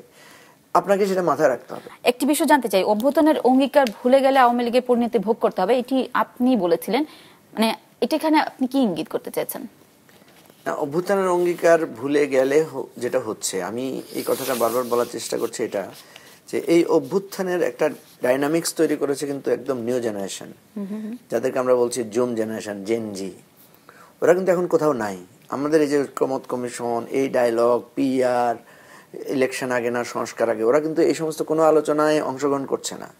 ওরা কিন্তু এটা করে দিয়ে ওরা কিন্তু আবার পড়ার টেবিলে ফিরে গেছে। বা আমরা যখন তাদেরকে হেয় করে কথা বলতাম যে ওরা ফেসবুক জেনারেশন, ওরা ফেসবুক ছাড়া কিছুই চিনে না, ওরা মুভি, ফিল্ম, মিউজিক, স্পোর্টস এগুলো নিয়ে খুব চিন্তা, ক্যারিয়ার নিয়ে খুব ওরা কনসার্ন, ওরা আমাদের রাজনীতি, ভোটাধিকার নিয়ে কনসার্ন না। ওরা কিন্তু যখন রাজপথে এসেছিল, ওরা কিন্তু কোনো দলের পক্ষে দাঁড়ায় নাই, ওরা রাষ্ট্র এবং বৈষম্যের বিরুদ্ধে কিন্তু দাঁড়িয়েছিল। তো ওরা আমাদের এখনকার যে জায়গাটা, ওরা কিন্তু আবার অবজার্ভ করছে। ওরা কিন্তু এটাকে পছন্দ করছে না, আমাদের এই কাদা ছোড়াছুড়ি, আমাদের এই ক্ষমতার দ্বন্দ্ব, আমাদের এই পুরানো রাজনীতির পেচাল, তারা কিন্তু পছন্দ করছে না। তো ওরা অবজার্ভ করছে। যখন আবার দেখা যাবে যে আমরা পুরানো রাজনীতিতে ফিরে যাচ্ছি বা আবার ফ্যাসিবাদের রূপে ফিরে যাচ্ছি, আমি ক্ষমতা পেয়ে ফ্যাসিবাদ হয়ে যাচ্ছি, অমুক হয়ে যাচ্ছে, তখন কিন্তু আমি ওই জন্যই বলছি যারাই ওরকম হতে চাইবে তাদেরকে আওয়ামী লীগের পরিণতি ভোগ করতে হবে। কারণ এরা একবার শিখে গেছে তো, বুঝে গেছে তো কিভাবে আন্দোলনটা শিখে গেছে তো। সুতরাং ওই আন্দোলনটা আবার নতুন মাত্রায় এসে দাঁড়াবে। ওই নতুন মাত্রা যখন দাঁড়াবে তখন কিন্তু তারা আগের মতো ভুলটা করবে না। আগে যে ভুলটা হয়েছিল যে এটা কি বিপ্লব হবে না গণ অভ্যুত্থান হবে না সাংবিধানিক সরকার হবে, কোত্থেকে আরেকজনকে নিয়ে এসে কারা মানে আপনার উপদেষ্টা হবে, ওইটা কিন্তু ওরা আর করবে না। ওরা এখন যেটা করবে আগেই সব ঠিক করে ফেলবে, ঠিক করে তারপরে আবার রাজপথে তারা নেমে আসবে। এবং রাজপথে মানে বলছেন এবার বিপ্লবী চেতনা থেকে তারা আসলে আন্দোলনটা করেনি, পরের বার যদি আন্দোলন করে তাহলে সেটা হবে বিপ্লবী আন্দোলন। হ্যাঁ, তারা ওই আগের ভুলগুলো দেখবে, আগের ভুলগুলো তারা বুঝতে পারবে, এর মধ্যে তারা কি কি করেছে সেগুলো তারা দেখবে, এবং কারা কারা শত্রু মিত্র, কারা কারা আসলেই মানে শুধু সরকারের পরিবর্তন চাইছে, রাষ্ট্র ব্যবস্থার পরিবর্তন চায় না, ওটা কিন্তু ধরে ফেলতেছে ওরা। ঠিক আছে, আমি যখন করার পরে পতাকা উড়িয়ে আমি যখন পুরনো রাজনীতিতে ফিরে যাচ্ছি, তখন ওরা বুঝবে যে আমি তার সাথে প্রতারণা করেছি। এটা ভালোভাবে নিবে না, এটা ভালোভাবে নিবে না। আমি এই জন্যই বলছি যে অনেকে এটা বুঝতে চেষ্টা করছেন না। আমরা কিন্তু বারবার বলেছিলাম শেখ হাসিনা আপনাকে পালিয়ে যেতে হবে। আমরা শেখ হাসিনার জন্যই তো বলছি, আমরা শেখ হাসিনা পালায় না, বলছে না, আমাদেরকে তো টিজ করে বলেছে। আপনি আমাদের বহু বক্তব্য খুঁজে পাবেন, আমরা কিন্তু বলেছি, আমাদের পার্টির সেক্রেটারি ফুয়াদ কিন্তু বলেছিল যে আপনাদেরকে মানুষ রাস্তাঘাটে পিটাবে। মানে এটাকে অনেকে খারাপ ভাবে দেখছে, আমরা কিন্তু আওয়ামী লীগ ক্ষমতা থাকাকালে এগুলো বলেছে, এগুলো কিন্তু পরে বলি নাই। আওয়ামী লীগ যখন ক্ষমতায়, যখন আমাদেরকে চরম নির্যাতন হুমকি দিচ্ছিল, তখন আমরা এগুলো সতর্ক করেছি। আমরা তাদেরকে আহ্বানও করেছিলাম যে আপনারা ফিরে আসেন, আপনারা রাজনীতি, কারণ এই রাষ্ট্রের তো আপনারাও নাগরিক। আপনি হয়তো নিজেকে রাজা ভাবছেন, আপনি রাজা না। মঞ্জু ভাই, এবার একটু আপনাদের রাজনীতি, এবি পার্টির রাজনীতি নিয়ে জানতে চাইবো যে একসময় তো আপনি নিজে ব্যক্তিগতভাবে জামাতের রাজনীতির সাথে যুক্ত ছিলেন, তো পরে মতবিরোধের কারণে দল ছাড়েন। আপনার মানে জামাতের প্রতি এখন আপনার পরামর্শ কি? না দেখেন, আমি তো দীর্ঘ সময় জামাত করেছি, জামাত একটা ভালো রাজনৈতিক দল, কোনো সন্দেহ নাই। কিন্তু আমার জায়গা থেকে, আমি যেহেতু জামাতের রাজনীতিতে সম্পৃক্ত ছিলাম, আমার জায়গা থেকে আমি আমার ব্যক্তিগত উপলব্ধি থেকে দলীয়ভাবে আমি কিছু কথা বলেছি। সেই জায়গাগুলো ছিল এক ধরনের সংস্কারের চিন্তা। তো সংস্কারের চিন্তা আমাদের দেশে কখনো ভালোভাবে নেয় না কেউ, তো সেটা ওনারা নেন নাই। ওনারা আমাকে বিট্রেয়ার মনে করেছেন, ওনারা আমাকে দলের শত্রু মনে করেছেন। মুক্তিযুদ্ধকালীন সময় তাদের ভূমিকা নিয়ে ক্ষমা চাওয়ার কথাও তো আপনি বলেছিলেন। ক্ষমা চাওয়ার, আমার কথাটা আসলে মানে বললাম না, তারা ভালো করে বিষয়টা বোঝারও চেষ্টা করে নাই। আমি বলেছি যদি আপনি ভুল করে থাকেন মনে করেন, তাহলে আপনি ক্ষমা চেয়ে ফেলেন। আর যদি আপনি ভুল করেন নাই মনে করেন, তাহলে ওখানে স্ট্যান্ড নেন শক্তভাবে, ঠিক আছে? এখন জামাতের পজিশনটা হয়েছে কি, সে এদিকও না এদিকও না। কখন বলে যে ভুল করি নাই, কখনো বলেছে যদি ভুল করে থাকি, কখনো বলে যে আমরা তো মুক্তিযুদ্ধকে মেনেই নিয়েছি। এই একটা অস্পষ্টতা আছে। এই অস্পষ্টতাটা দিয়ে হয় কি, রাজনীতি করতে পারবেন আপনি, অসুবিধা নেই, আপনার যেহেতু ফ্যান ফলোয়ার আছে করতে পারবেন। কিন্তু আপনি চূড়ান্তভাবে রাষ্ট্রের যেই রাষ্ট্রকে ক্ষমতা অর্জন করা, রাষ্ট্রকে বদলানো, সেটা আপনি করতে পারবেন না। কারণ এই যে আওয়ামী লীগের কথাই আপনি ধরেন, আওয়ামী লীগের যদি আপনি তুলনা করেন, আওয়ামী লীগও তো একটা গণহত্যা করেছে। আমরা কেন বলছি আওয়ামী লীগকে একটা বিচারিক প্রক্রিয়ার মধ্য দিয়ে, ক্ষমার মধ্য দিয়ে তাকে রাজনীতিতে যদি আসতে হয় ফিরে আসতে হবে। আদার দেন এই ফরম্যাটে সে আর ফিরে আসতে পারবে না। এখন আওয়ামী লীগ যদি গোয়াট তুমি করে, তার তো দল আছে, তার তো কর্মীরা আছে। এই যে দেখেন না, আওয়ামী লীগ মাঝে মাঝে মিছিল করে, ছাত্রলীগ মিছিল করে, তার কর্মীরা তো আছে। তো এখন আপনার যদি ফলোয়ার থাকে, আপনার যদি শক্তি থাকে, আপনি যদি শক্তি দিয়ে মনে করেন যে আমি সেটা অর্জন করব, পারবেন। অনেক লম্বা সময় লাগবে, বা আদৌ পারবেন কিনা শেষ পর্যন্ত সেটা আলাদা ব্যাপার, কিন্তু আপনার পথটা দীর্ঘায়িত হবে। তো এই জায়গাগুলো থেকে ছিল। আমি এখন জামাতে যেহেতু নাই, সুতরাং আমি জামাত নিয়ে আর কোনো ধরনের মানে কনসেন্ট্রেশন আমার নাই। আমি জামাতের পছন্দ, মানে ওনাদের কল্যাণ চাই। আমি এখনো বিশ্বাস করি। এবি পার্টিকে অনেকে আবার জামাতের বি টিম বলে বা অনেক ধরনের কথা বলে, আপনার মত কি এই বিষয়ে? না, এবি পার্টি জামাতের বি টিম বলুক, কোনো অসুবিধা নেই, কিন্তু বললে তো এটা একটা যুক্তি দিতে হবে। কেন মনে করে আমাদের সাথে জামাতের যদি কোনো মিল থাকতো, জামাতের কর্মসূচির সাথে যদি মিল থাকতো, কাজের মিল থাকতো, রাজনীতির অভিমুখের মিল থাকতো, তাহলে বলতে পারতো। তো এখন ধরেন কে কি বলছে না বলছে, অনেক কথাই তো বলে। হ্যাঁ, বাংলাদেশের রাজনীতিতে এক এক দলকে এক একভাবে ট্যাগিং করার চেষ্টা করা হয়। এটা নিয়ে আমরা খুব বেশি চিন্তিত না। আমাদের সন্তুষ্টির জায়গাটা হচ্ছে আমরা একটা নতুন দল করেছি এবং নতুন দলটার সুযোগ হয়েছে, এবং আমরা দেখেছি যে এবার নতুন প্রেক্ষাপটে আপনারা দলের গঠনতন্ত্রে কিন্তু বেশ পরিবর্তন এনেছেন এবং প্রাণ সঞ্চারের একটা চেষ্টা ছিল, এবং আপনারা বলছেন সেখানে বাংলাদেশ 2.0 নতুন রিপাবলিকের কথা বলছেন, যেটির সাথে আমরা এনসিপির আসলে যে বক্তব্য খুব মিল পাই। তো আপনাদের আর এনসিপির মধ্যে মৌলিক তফাৎটা কোথায়? না, আমাদের আর এনসিপির মধ্যে চিন্তাগত খুব বেশি পার্থক্য নেই। শুধু এনসিপির মধ্যে না, আপনি দেখবেন যে নতুন জেনারেশনে যে সমস্ত রাজনৈতিক দলগুলো হয়েছে, আমাদের প্রত্যেকেরই ভোকাবুলারি, বয়ান, কনসেপ্ট কিন্তু একই রকম। আপনি যদি আমাদের এই গণ অধিকার পরিষদ, এবি পার্টি, গণসংহতি আন্দোলন, এনসিপি, আপনি যদি আমাদের গঠনতন্ত্র দেখেন, দেখবেন এক ধরনের সিমিলারিটিজ আছে। তারপর রাষ্ট্র সংস্কার আন্দোলনের যেই নীতিমালা আপনি দেখবেন আমাদের মধ্যে এক ধরনের মানে কথার এবং স্বপ্নের মিল আছে। সেই জন্য আমরা আমাদের দলগুলোকে বলছি যে আমরা মানে নতুন সংস্কারকে ধারণ করার রাজনৈতিক দল। এই জন্য কিন্তু আমরা একটা জোটের যে কথাটা আসছে সেটা কিন্তু হতেও পারে ভবিষ্যতে। তো আমাদের এই জায়গায় যেটা বক্তব্য, যে বাংলাদেশটাকে আপনাকে আগের জায়গায় যদি আপনি ফিরে যান, বাংলাদেশের কোনো ভবিষ্যৎ নেই। বাংলাদেশকে নতুন করে ভাবতে হবে, নতুন করে চিন্তা করতে হবে, এবং মতাদর্শিক রাজনীতির বিপরীতে দাঁড়িয়ে অধিকার ভিত্তিক সমস্যা সমাধানের রাজনীতি, এটাই হচ্ছে আমাদের মূল বক্তব্য। যে আপনি কি জিয়ার সৈনিক হবেন না মুজিবের সৈনিক হবেন, এই বাইনারি থেকে বেরিয়ে আসতে হবে। তাহলে আপনি কিসের সৈনিক হবেন? আপনি সৈনিক হবেন বাংলাদেশের। বাংলাদেশের বলতে এটা কথার কথা না, আপনি আপনার কার্যক্রম দিয়ে জিয়া এবং মুজিব দেশের জন্য কিন্তু করেছে, ঠিক আছে? তারা কিন্তু কেউই, শেখ মুজিবুর রহমানও কোনো রাজার সন্তান ছিলেন না, কোনো উত্তরাধিকার সূত্রের নেতা হন নাই, জিয়াউর রহমানও উত্তরাধিকার সূত্রের নেতা হন নাই। দুইজনই একটা স্ট্রাগলের মধ্য দিয়ে তাদের রাজনীতিকে দাঁড় করিয়েছেন।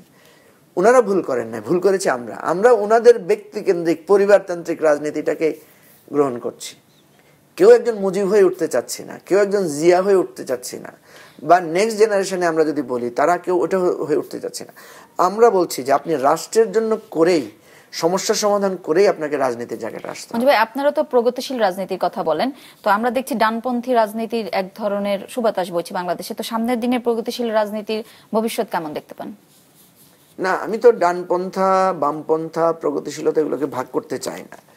বা আমরা যে ডানপন্থা বলতে যেটা বুঝি বা বামপন্থা বলতে যেটা বুঝি, এটাও কিন্তু অনেকটা মানে এই বক্তব্যের মধ্যেও অনেক ধরনের অস্পষ্টতা আছে। দেখেন, আমরা নিজেদেরকে বলতে চাই আমরা একটা মধ্যপন্থার রাজনীতি করি। ডান আর বাম মানে কি? ডানরা হয় ঐতিহ্যপন্থী আর বামরা হয় বিপ্লবী, পরিবর্তনপন্থী। একেবারে বিপ্লবও ভালো না, আবার একেবারে ঐতিহ্য আঁকড়ে থাকাটাও ভালো না। এক ধরনের আপনাকে ফ্লেক্সিবল হতে হবে, যেমনি ভাবে নতুনকে গ্রহণ করতে হবে তেমনি ভাবে পুরাতনকে একদম ফেলে দেয়া যাবে না। যারা আমাদের অতীত, আমরা কি আমার দাদার ঐতিহ্য, আমাদের পূর্বপুরুষের ঐতিহ্যকে একদম ফেলে দিয়ে আমার রুট থাকবে না তো। সেই জন্য আমরা এটার মধ্যপন্থার জায়গা চাই। আমাদের এখানে আনফরচুনেটলি যেটা হয়েছে যে বামদেরকে এক ধরনের, যারা খুব ডানে আছেন তারা বামদেরকে মানুষই মনে করছেন না, আবার বাম থেকে যারা ডানকে দেখছেন তারা মনে করছেন এরা তো সভ্যতা বিবর্জিত মানুষ। মানে আমি আপনাকে দুঃখজনকভাবে বলি, আমি যেহেতু লম্বা সময় ধরে রাজনীতি করেছি, একদম তৃণমূল থেকে রাজনীতি করে এসেছি, আমি দেখেছি যে বাংলাদেশে মাদ্রাসা শিক্ষায় যারা শিক্ষিত, যারা আলেম ওলামা আছে, এদেরকে মনে করা হয় যে এরা সভ্যতার বিপরীত লোক, এরা মানে রাষ্ট্র বা প্রগতিরই অন্তরায়। আবার একদম যারা বাম তাদেরকে মনে করা হয় এরা নাস্তিক, এরা মানে এদের কোনো ধর্মজ্ঞান না, এরা ধর্ম বিশ্বাসী না। ইভেন কোনো উগ্র জায়গা থেকে মনে করা হয় এদেরকে মেরে ফেলাও বৈধ আছে। তো এই দুইটা চরম জায়গা আমাদের এখানে তৈরি হয়েছে এবং এর একটা কারণও আছে। আমাদের সমাজে, আমি যেটা বলার চেষ্টা করি, আপনি যদি সময় দেন আমি বলবো, সেটা হচ্ছে আমাদের সমাজে দুই ধরনের কালচারাল ইনপুট তৈরি হয়। একটা হচ্ছে দেখবেন আমাদের এখানে মসজিদ আছে, মাদ্রাসা আছে, মক্তব আছে, ইসলামী সাহিত্য আছে, কোরআন হাদিস পড়ানো হয়। একদম আপনি একদম ইভেন আরবান এলাকায় বাসায় গেলেও দেখবেন ফ্যামিলিগুলো হুজুর রেখে বাচ্চাকে কোরআন শেখায়, বাচ্চাকে নামাজ শেখায়। আবার একই সাথে আপনি দেখবেন আমাদের এখানে নৃত্যকলা, শিল্পকলা, আর্ট, এখানে মুভি, থিয়েটার, এগুলো চর্চা। আপনারা চাচ্ছেন এটার একটা সহাবস্থান হোক। এখন যে থিয়েটার করছে, যে হয়তো শর্টস পরে হাঁটছে, যে হয়তো ফ্যাশনেবল, তার হেয়ার কাটটা ফ্যাশনেবল, তার পোশাকটা ফ্যাশনেবল, তাকে আমি ওই ডান জায়গা থেকে মনে করছি সে আমার সমাজ সংস্কৃতির অন্তরায়। আর যে ওখান থেকে বসে ওই একটা মানে দাড়িওয়ালা লোক, টুপিওয়ালা লোককে মনে করছে সে তো আমার একটা বিভাজন, সমাজে আসলে একটা বিভাজন আছে। ওই যে আধুনিকতার যে মানে মূল জায়গায় নিজেকে রেখে কল্পনা করছে, সে জানে না তার সেকেন্ড রুটে, থার্ড রুটে গেলেই কিন্তু তার দাদা আলেম ছিলেন, তার বাবা কৃষক ছিলেন, তার পূর্বপুরুষ এই ধরনের ব্যাকগ্রাউন্ডের ছিলেন। আবার ওই জায়গা থেকে যারা বসে আছে তারা জানে না যে ওই লোকটা কাছে গেলে দেখবে যে সে হয়তো, তাকে হয়তো আপনি দেখছেন গিটার নিয়ে ঘুরছে, তার গলায় হয়তো দেখছেন অনেকগুলো আপনি যেটাকে পছন্দ করেন না, কিন্তু তার মানবিকতা অনেক উন্নত। তার কাছে গেলে আপনি দেখবেন যে সে অনেক উদার, অনেক সত্য চিন্তা, সে কখনো মিথ্যা বলতেও জানে না, এই ধরনের মানুষও আছে। এই জায়গাটা না আমাকে খুব আপ্লুত করে। আমি দুটো জায়গার সাথে মিশেছি এবং আমি মনে করি এটা আমাদের আবহমান বাংলাটা এরকমই ছিল। সকালবেলা হুজুর এসেছে মক্তবে পড়ানোর জন্য, বিকেলে গানের আপা এসেছে, গানের টিচার এসেছে গান শেখানোর জন্য। আমরা আমাদের ফ্যামিলিতে এভাবে বড় হয়েছি। আপনি কি এভাবেই বাংলাদেশটা দেখতে চান? আমি আমার বোনদেরকে দেখেছি তারা ভলিবল খেলেছে, তারা আপনার ড্রামা করেছে, মুভি করেছে, অভিনয় করেছে, হারমোনিয়াম প্র্যাকটিস করে তারা মানে গান সেধেছে। আবার সকালবেলা আম্মা আমাদেরকে জোর করে সকালবেলা উঠে পিটিয়ে উঠে আমাদেরকে মক্তবে পাঠিয়েছে, নামাজ শিখিয়েছে, নামাজ না পড়ার জন্য ভাত খাওয়া বন্ধ করে দিয়েছে। এবং যখন ঈদে মিলাদুন্নবী এসেছে আমরা মিলাদ পড়েছি, মাজারে গিয়েছি, আমরা ওয়াজ শুনতে গিয়েছি। মানে আমার না ওই জিনিসগুলো খুব অবাক লাগে যে এই বিভাজনটা আমরা কিভাবে তৈরি হলো। এবং এই সহাবস্থান যদি না থাকে, ওই প্রান্ত থেকে আপনি ওই লোকটাকে, যাকে আপনি বলছেন যে বাতিল হয়ে গেছে, যে তাকে আপনি সত্য পথে টানবেন কিভাবে? আর ওই জায়গা থেকে যদি আপনি ওদেরকে আপনার প্রতি আপনার বিশ্বাসের জায়গা থেকে তাকে যদি আপন করতে না পারেন, তো সে তো আপনার জন্য, আপনার দৃষ্টিতে মনে হবে সে আমাকে ধ্বংস করার জন্য তরবারি নিয়ে, তলোয়ার নিয়ে উপস্থিত হয়ে আছে। তো এটা আনফরচুনেটলি আমাদের দেশে হয়ে গেছে। এটাকে আমরা মনে করি দূর করতে হবে। এনসিপি কে আমরা দেখলাম বৈষম্য বিরোধী ছাত্র আন্দোলন থেকে তারা আসলে উঠে আসলো এবং ঢাকা বিশ্ববিদ্যালয়ে কিন্তু তাদের আতুল ঘর ছিল। তো সেই জায়গায় তাদের সমর্থিত প্যানেল এবার ডাকসু নির্বাচনে ব্যর্থ হয়েছে। এটিকে আসলে কিভাবে দেখছেন? না, এটা খুবই স্বাভাবিক। কারণ হচ্ছে এনসিপি তো বৈষম্য বিরোধী ছাত্রদের যারা, তাদের বলয়ের মধ্যে যারা ছিল সবাইকে এনসিপি ধারণ করে না। যখন বৈষম্য বিরোধী ছিল তখন কিন্তু সেখানে শিবির ছিল, ছাত্রদল ছিল, ছাত্র ফ্রন্ট ছিল, ছাত্র ইউনিয়ন ছিল, সবাই ছিল কিন্তু বৈষম্য বিরোধীদের ওই প্ল্যাটফর্মে একসাথে। যখন সেটা এনসিপি আকারে হাজির হয়েছে তখন কিন্তু এটা বিভাজিত হয়ে গেছে এবং সেখানে কিন্তু সবাই স্বাভাবিকভাবেই তো আলাদা আলাদা হয়ে গেছে। সুতরাং এটাই হওয়ার কথা ছিল ফলাফল যেটা হয়েছে। এটা নতুন করে শুধু তারাই যে, আপনি যদি দেখেন এখানে সাদিক কায়েম যিনি ভিপি হয়েছেন বা যিনি ছাত্রদলের প্রার্থী ছিলেন আবিদ, উনারও কিন্তু একটা বিরাট রোল ছিল গণ অভ্যুত্থানে। আবার আপনি যদি এই পাশ থেকে দেখেন বৈষম্য মানে ওই তাদের যে প্রার্থী ছিল ওর নাম হচ্ছে নাম কি যেন ভুলে গেলাম, কাদের। হ্যাঁ, ওই ওদের প্রার্থী যিনি ছিলেন আব্দুল কাদের, তার তো অসাধারণ রোল ছিল। তো এরা তিনজনই তো আপনার আমাদের জুলাই অভ্যুত্থানে, ইভেন উমামা, এরা আরো অনেকে আছেন, আমি সবার নাম হয়তো এখনই বলতে গেলে সময় বড় হয়ে যাবে, প্রত্যেকেই তো আমাদের অভ্যুত্থানের এরা আইডল ছিলেন বা অভ্যুত্থানের ফ্রন্ট লাইনার ছিলেন। তো ফলে এখানে তো বৈষম্য বিরোধী ভোটগুলোই ভাগ হয়েছে। সুতরাং যেটা হওয়ার সেটা হয়েছে। বরং একটা জিনিস কাজ করেছে, সেটা হচ্ছে ছাত্রছাত্রীরা একটা হাম্বলনেস দেখার চেষ্টা করেছে। এক ধরনের বিভাজিত, একজনের বিরুদ্ধে একজনের মানে অপপ্রচার, অপবাদ, ট্যাগিং, এটাকে তারা একটু ভালোভাবে নেয় নাই, যেটার অ্যাডভান্টেজটা সাদিক কায়েম পেয়েছে বা ওদের প্যানেলটা পেয়েছে।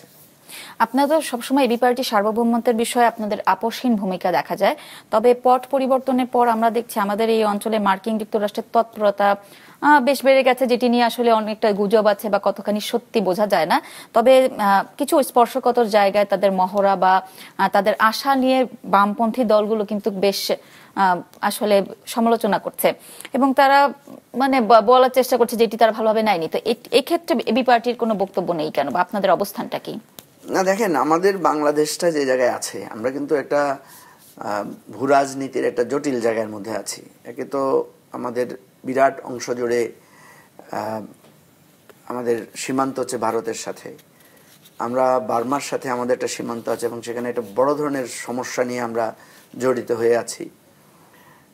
আর বঙ্গোপসাগরকে নিয়েও একটা রাজনীতি আছে, আন্তর্জাতিক রাজনীতি, এবং ওই পাশে চায়না, ভারত, আমেরিকান বলয়ের মধ্যে বাংলাদেশ আছে। এই জন্য যেহেতু আমরা ডেমোক্রেটিক রাষ্ট্র এবং আমরা পশ্চিমমুখী বলা হয় আমাদের দেশের লোকেরা, যেমন আমাদের দেশের লোকেরা কিন্তু ছেলে মেয়েদেরকে পড়াশোনা করানোর জন্য মানে আমেরিকান ব্লগের দিকেই তাকায়। তারা চায়না পড়ার দিকে বেশি আগ্রহ না, তারা আমেরিকায় পড়তে চায়, ব্রিটেনে পড়তে চায়, ইউরোপে পড়তে চায়।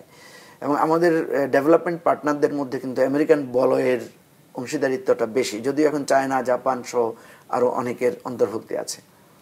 তো সেই জায়গা থেকে আমাদের দেশে সবসময় কিন্তু এক ধরনের টানাপোড়েন থাকবে।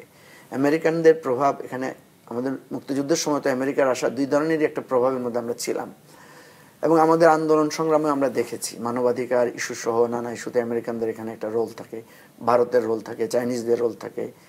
তো এই জায়গা থেকে আমি যেটা মনে করি যে আমরা হঠাৎ করে একেবারেই আন্তর্জাতিক বলয়ের জায়গা থেকে আমরা খুব মাথা উঁচু করে দাঁড়িয়ে কথা বলবো, এরকম অবস্থা আমাদের হয় নাই এবং কিন্তু এটা হতে হবে। সবার আগে আমাদের একটা অর্থনৈতিক শক্তি দরকার। দেখেন আমাদের বিরাট একটা ঋণের বোঝা আমাদের মাথার উপরে এবং এটা দিন দিন বাড়ছে, ভয়ানক জায়গায় চলে যাচ্ছি আমরা।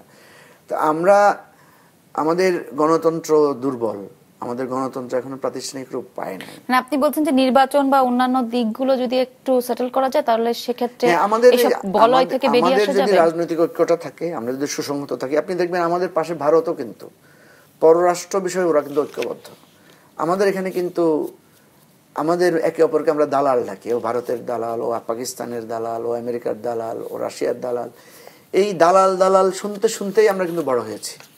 সুতরাং এইটা যতদিন পর্যন্ত বন্ধ না হবে, বাংলাদেশ পন্থা যতদিন পর্যন্ত এখানে সবাই মিলে আমরা ঐক্যবদ্ধ না হবো, ততক্ষণ পর্যন্ত কেউ এখানে এসে মহড়া দিবে, আমরা এটা বলবো, ঠিক আছে? তো বামদের দেখা যাবে আবার ওনারা চাইনিজদের মহড়াকে আবার ওনারা পছন্দ করছেন, ঠিক আছে না? আপনাদের অবস্থানটা কি হবে?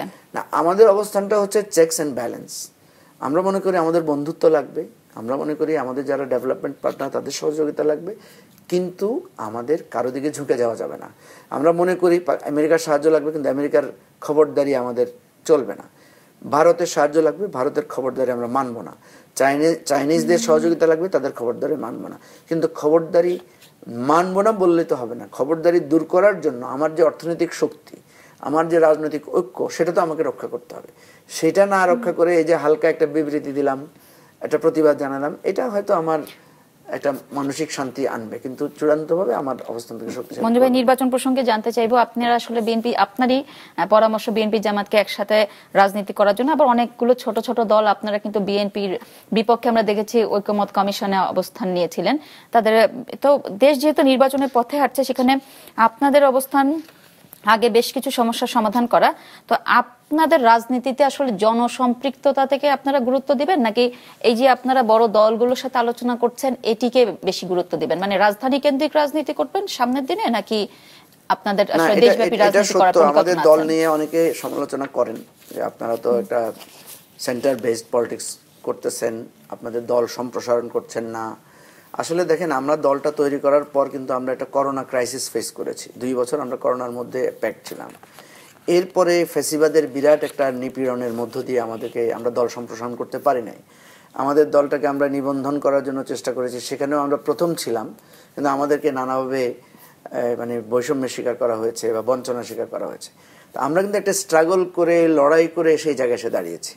আমাদের দলটাকে আমরা কিন্তু প্রথম আমাদের কাউন্সিল করেছি, এটা কেউ করে নাই কোনো দল, আমরা করেছি প্রথম। গত বছরে, এই বছরের জানুয়ারি মাসে করেছিলেন। এই বছরের জানুয়ারি মাসে আমরা আমাদের কাউন্সিলটা করেছি।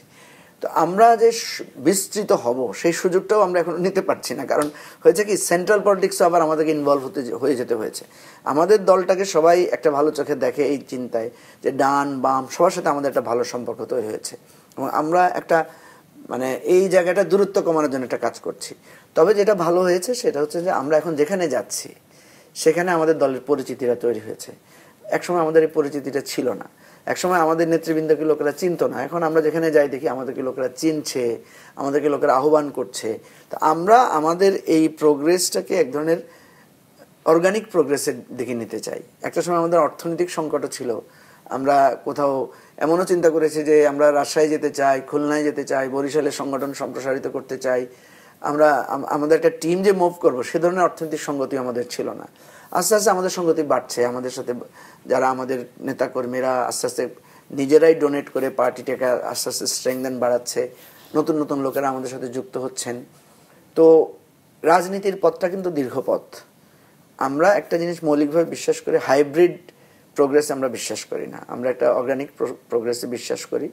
অনেকে অনেক ধরনের কথা বলবে। সামনের নির্বাচনটা আমাদের জন্য ওই যে জনসম্পৃক্ততা, সামনের নির্বাচনে কিন্তু রোডম্যাপ ঘোষণা হয়েছে এবং অন্য দলগুলো নির্বাচনী প্রস্তুতি নিতে শুরু করেছে। আপনাদের প্রস্তুতি নিয়ে জানতে চাই, আপনারা কি জোটগত নির্বাচন করবেন, নাকি আসলে কারোর সাথে আপনাদের আসন নিয়ে দর কষাকষি চলছে? আর নির্বাচনী প্রস্তুতি আসলে আপনাদের কতটুকু? আমরা কতগুলো আসনে আসলে নির্বাচন করতে চাই? 100 শতাধিক প্রার্থী আমরা ইতিমধ্যে ঠিক করেছি আমাদের। আমরা এই মাসের মধ্যেই আমরা আশা করছি আমরা একটা ডিক্লারেশন দিয়ে দেব আমাদের প্রার্থীরা। ইতিমধ্যে আমাদের যারা সম্ভাব্য প্রার্থী বা যারা নমিনেশন আগ্রহী তারা কিন্তু এলাকা এলাকায় কাজ করছেন।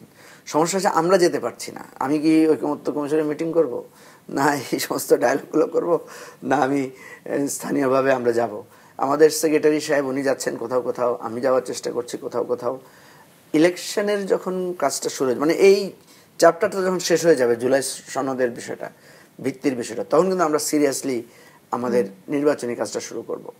আমাদের খুব বেশি হারানোর ভয় নাই। আমরা যদি কারোর সাথে জোটে যাই ভালো, জোটে না গেলেও আমরা আশা করছি সর্বোচ্চ সংখ্যক আসনে আমরা নির্বাচন করার চেষ্টা করব। আর যে জোটেই আমরা যাই, আমার ধারণা যে এবি পার্টি এবার একটা গুরুত্বপূর্ণ রাজনৈতিক অবস্থা আকারে থাকবে। আমরা রেজাল্ট কি করব না করব সেটা ভোটারদের কাছে আমরা চাইবো। আমরা কোনো কিছু এজাম্পশন করতে চাই না যে আমরাই ক্ষমতায় চলে যাব, আমরাই বিরোধী দলে চলে যাব, বা আমরা আসন নিয়ে কারোর সাথে কোনো কথা হচ্ছে কিনা? না, আসন নিয়ে আমরা এখনো এগুলো নিয়ে কোনো কথা আমরা এখনো শুরু করি নাই। নানা ধরনের আলোচনা আছে। আমরা চেষ্টা করছি, আমরা যারা নতুন রাজনীতির প্রবক্তা, নতুন রাজনীতির কথা চাই, পুরনো রাজনীতি থেকে বেরিয়ে এসে, বা আপনি বলতে পারেন নবীন দল, এটাও বলতে পারেন, আমরা নিজেরা একটা অ্যালায়েন্স করার একটা চেষ্টা আগে করার ইচ্ছা আছে আমাদের। যদি সফল হতে পারি হব, মানে সবগুলো নতুন দল মিলে একটা অ্যালায়েন্স আমরা দেখতে পারি সামনের দিনে, আশা করা যায়। সেটা কবে নাগাদ হতে পারে? সেটা এখন তো সেপ্টেম্বর, আশা করি অক্টোবরের শেষের মধ্যেই সেরকম একটা জায়গা আমরা পৌঁছাতে পারবো। আচ্ছা, আপনারা তো রাজনীতিতে নারীর অংশগ্রহণ নিয়ে খুব প্রগতিশীল অবস্থানে ছিলেন, তো গত এক বছরে কিন্তু আমরা অবস্থার পরিবর্তন দেখিনি, কিছুটা দেখলাম আসলে নারীরা পেছনেই পড়ে আছে। ঐকমত্য কমিশন থেকে অন্যান্য কোনো জায়গায় আসলে নারীর অংশগ্রহণের যে বিষয়টি সেখানে সুরাহাও করা যায়নি এবং অংশগ্রহণও দেখা যায়নি। এখানে আসলে মানে সম্ভবটা হলো না কেন, আপনার কি মনে হয়? না, এটা খুবই একটা মানে ভালো প্রশ্ন আপনি তুলেছেন। আমরা কিন্তু আমাদের দলে, যেহেতু আমরা জানি রাজনীতি করতে মানুষ আগ্রহী না, নানাভাবে বিভক্ত লোকেরা, তা আমরা হিসাব করে দেখেছি যে আমাদের দেশের সবচেয়ে কম অংশগ্রহণ হচ্ছে নারীদের রাজনীতিতে। তো আমরা এই জন্য চেষ্টা করেছি নারীদেরকে বেশি আমাদের রাজনীতিতে অংশগ্রহণ করার জন্য। তো নারীদেরকে অংশগ্রহণ করাতে গিয়ে দু ধরনের সমস্যা আমরা পড়েছি। একটা হচ্ছে কোনো অংশ থেকে এটাকে খুব নেগেটিভলি দেখা হয়েছে যে আপনি তো জানেন আমাদের নারীদেরকে অপমান করা খুব সহজ। ইভেন আমি সোশ্যাল মিডিয়াতে প্রচুর পরিমাণে মানে বুলিং এর শিকার হয়েছি। হয়তো আমি কোনো একটা মিটিং এ গিয়েছি, দুটো ছাত্রী বা দুটো নারী বোন এসে আমার সাথে ছবি তুলেছে, বা আমরা হয়তো তাদেরকে এনকারেজ করেছি, ওই ছবিটাই ফেসবুকে দিয়ে দেখা গেল যে খুব বাজে বাজে কমেন্ট করা হয়েছে। তো আমরা তো রাজনীতি করে অভ্যস্ত, এ ধরনের বুলিং এর শিকার হয়ে অভ্যস্ত আছে, কিন্তু ওই যে নতুন প্রজন্মের যারা, তারা তো অভ্যস্ত না। তো তার পরিবার থেকে বলা হয়েছে তুমি কেন গেলা, কেন এই ধরনের মিছিলের সামনে থাকলা। তো একটা কথা হয়েছে, আমরা যত স্পেস দেওয়ার চেষ্টা করি, আমাদের সমাজের নানা ধরনের বাজে এলিমেন্ট আছে যারা এটাকে, ধর আপনাকে আমি বাধাগ্রস্ত করতে চাই, আপনার সাথে আপনার রাজনৈতিক বিষয় নিয়ে আমি বক্তব্য দেব, কিন্তু আপনার চরিত্র নিয়ে, আপনার ব্যক্তিগত বিষয় নিয়ে কেন আমি করব। আমাদের নারীদেরকে, ওই যে আমি একটা বিজ্ঞাপন দেখেছিলাম যে একটা মেয়ে তার চুল কেটে ফেলছিল, কারণ সে বলছিল নারীকে যখন মানে আঘাত করা হয় প্রথম তার চুল ধরেই তাকে করা হয়। এটা তার একটা মানে খুব কষ্টের ওই ভিডিওটা ছিল, খুব টাচি ছিল আর কি। তো আমাদের নারীর তার চেহারা সৌন্দর্য, তার দেহ, তার অবয়ব, তার পোশাক, এগুলো নিয়ে নারীকে খুব কটাক্ষ করা হয়। আর পুরুষকে খুব সহজে অপমান করা যায় নারীকে দিয়ে। হ্যাঁ, বলা হয় নানা ধরনের ইঙ্গিতপূর্ণ কথা বলে। তো এটা আমাদের সমাজে কখন যাবে আমি জানি না। আপনি বলছেন সামাজিক সমস্যাটার কারণেই নারীকে আসলে এগিয়ে নিয়ে আসা যাচ্ছে না। আমরা নারীকে এগিয়ে নিতে চাইলেও আমরা এগিয়ে নিতে পারি না, কারণ ওই নারীকে ডিমোটিভেটেড করানো হয়। এই জায়গার দৃষ্টিভঙ্গির পরিবর্তন না হলে খুব কঠিন হয়। আমি একদম আপনাকে স্পেসিফিক বলি, আমাদের একজন নারী নেত্রী আছে আমাদের, সে খুব প্রমিনেন্ট, সে একজন ব্যারিস্টার। মানে ওকে আমরা যখন সামনে বিভিন্ন ইস্যুতে আমরা যখন তাকে প্লেস করি, এবং সে কিন্তু খুব স্মার্ট, সে কিন্তু আমেরিকান IVLP কোর্সও করে এসেছে, এক মাসের একটা লিডারশিপ ট্রেনিংও করে এসেছে, সে যথেষ্ট ভোকাল। তো আমরা একবার একটা ফান্ড রেজিং প্রোগ্রামে আমি তাকে বলেছি যে তুমি এটা একটু হোস্ট করো। বিশ্বাস করেন, সে হোস্টিং করার পরে সোশ্যাল মিডিয়াতে যে পরিমাণ বুলিং শিকার সে হয়েছে, তার ফ্যামিলি যদি তাকে সাপোর্ট না দিত, তার হাজব্যান্ড যদি তার পাশে না থাকতো, তার মা বাবা, তার শ্বশুর শাশুড়ি যদি তাকে সাপোর্ট না দিত, তার রাজনীতিটা সেদিনই শেষ হয়ে যেত। তো আমি এইটা একদম প্রত্যক্ষভাবে দেখেছি। তো খুব ভালো লাগে যারা ওই সময় বুলিংগুলো করেছিলেন, এখন কিন্তু তারাও দেখি তাদের সাথেও নারীদেরকে তারা স্পেস দিচ্ছেন। আমি খুবই খুশি এটাতে। এবং আমার জীবনে আপনার কি মনে হয় যে এই এটা কি চেঞ্জ করা সম্ভব হবে? নতুন বাংলাদেশ পেলাম বা নতুন দুটো জিনিস লাগবে। একটা হচ্ছে নারীরা সাহসী হতে হবে, ঠিক আছে, তাদেরকে সাহসী হতে হবে, তাদেরকে ধৈর্য ধরতে হবে, এ ধরনের বুলিং এর মুখে দাঁড়িয়ে তাকে শক্তভাবে এবং তার পরিবারকে তাকে সাহায্য করতে হবে। আর যারা বুলিং এর শিকার যারা বুলিং করছেন তাদেরকে আমাদেরকে বোঝাতে হবে, তাদেরকে বলতে হবে যে তুমি যেটা করছো, তুমি যেটা মনে করছো ভুল করছো। আমার সাথে আমার একজন নারী কর্মী হাঁটছে মানে তার সাথে আমার আদারওয়াইজ রিলেশনশিপের অনেক কিছু যেগুলো বলছো, এটা একেবারে একটা অন্যায়। আপনি জানেন যে আমাদের প্রফেটের একটা হিস্ট্রিক্যাল ঘটনা আছে। হ্যাঁ, একটা যুদ্ধের ময়দানে উনি যখন ফিরে আসছিলেন, ওনার স্ত্রী যে কোনো কারণে হোক পেছনে পড়েছিলেন এবং ওনার স্ত্রীকেও বুলিংয়ের শিকার হতে হয়েছিল, এবং সেই বুলিংয়ের শিকার এমনভাবে হয়েছেন, এটা হিস্ট্রিতে একটা ইফকের ঘটনা বলে এটাকে আলাদা করে চিত্রিত করা হয়। এবং কোরআন নাজিল হয়েছে এটা ওই হযরত আয়েশার ঘটনাটা, মানে ওনার চরিত্রে কালিমা দেয়া হয়েছিল। তাহলে এটা কিন্তু একটা ফ্যাক্ট, যে এটাকে যদি আপনি একটা জেনারেশন আকারে ধরেন, ওই জেনারেশনের লোকেরাও নারীদেরকে হেয় করেছিল, নারীদেরকে ভিন্নমাত্রা করেছিল। কারণ উনি যখন পেছনে পড়েছিলেন, কোনো কারণে হোক ওনার লেট হয়েছে আসতে, কাফেলা রওনা হয়ে গেছে, তখন আরেকজন ব্যক্তি, পুরুষ সাহাবী, উনি দেখলেন যে, উনি যখন দেখছেন সবাই যাচ্ছে কিনা, সবকিছু নেওয়া হয়েছে কিনা, উনি গিয়ে দেখলেন যে নবীর স্ত্রী, রাসূল সাল্লাল্লাহু আলাইহি ওয়াসাল্লামের স্ত্রী, উনি ঘুমাচ্ছিলেন। তখন ওনাকে ঘুম থেকে জাগিয়ে তুললেন, তুলে বললেন সবাই তো রওনা হয়ে গেছে, আপনি চলেন। এবং এই যে ওনারা আইসোলেটেডলি এসেছেন লাস্টে, এই দুজনকে নিয়ে সম্পর্কের ইঙ্গিতপূর্ণ নানা অপবাদ দেওয়া হয়েছিল। কত জঘন্য আপনি কল্পনা করতে পারেন। একটা অসহায় মহিলা, ওনার হয়তো কোনো একটা ক্রাইসিস থাকতে পারে। এখনকার প্রেক্ষাপটে আসলে নারীর জন্য তাহলে জায়গাটা কিভাবে তৈরি করা? হ্যাঁ, এখনো হচ্ছে। ধরেন আপনার সাথে আমি কথা বলছি, এই ছবিটাকেই এখন তো আরো এআই জেনারেটেড ছবি বানানো হচ্ছে।